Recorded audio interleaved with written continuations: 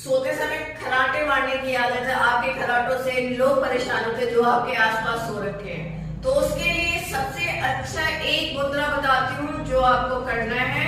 सबसे सिंपल, ऐसे fold like this और आराम से नी फेस को रखकर लाइक दिस, और आपको मेडिटेशन करनी है। इससे आपकी स्नोरिंग खराटे बिल्कुल बंद हो जाएंगे।